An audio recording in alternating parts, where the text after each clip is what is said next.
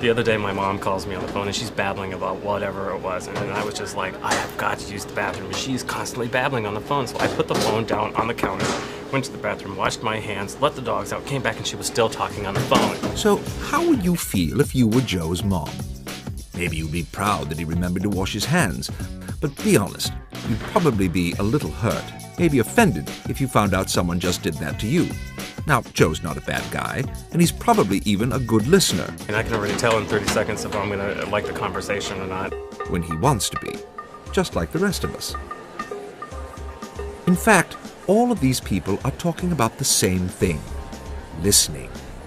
We live in a culture where people don't, it's very hard for them to listen.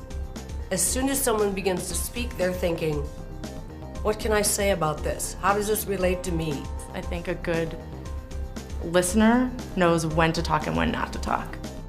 People aren't listening. They're ready to, interrupt and bring in their next comment, show how smart they are. And they're talking about their experiences as a listener, or being listened to, or their frustrations. And if you talk to enough people, you'll begin to realize that it's not really about being a good listener or a bad listener at all. It's about the different ways that we listen. Now, in the big picture, there are two different ways we can focus our attention when listening. First, we can focus on the objective information presented, the facts, the logic, the ideas. But we can also focus our attention on the feelings within the conversation, like excitement, distress, anxiety, humor. And while it's certainly possible to do both, our limited attention, priorities, and old habits often seem to push us in a certain direction.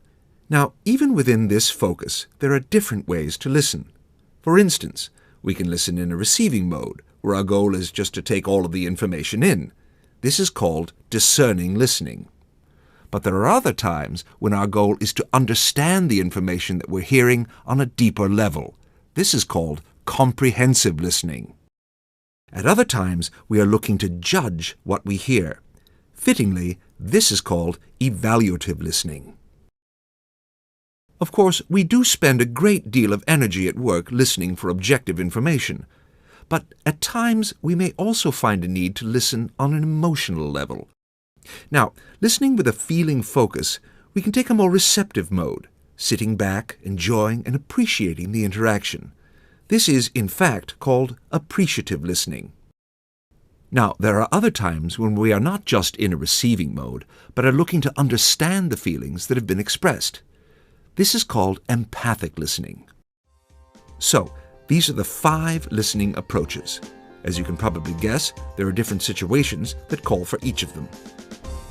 What we need to understand about ourselves, however, is which ones are most comfortable and natural for us. The trick, of course, is to know when your natural tendencies are called for, or, on the other hand, when you will need to stretch yourself towards an approach that is not so natural. Now, this type of stretching isn't easy, but with a little practice, people repeatedly find that it has a profound impact on their relationships and how they understand the world around them.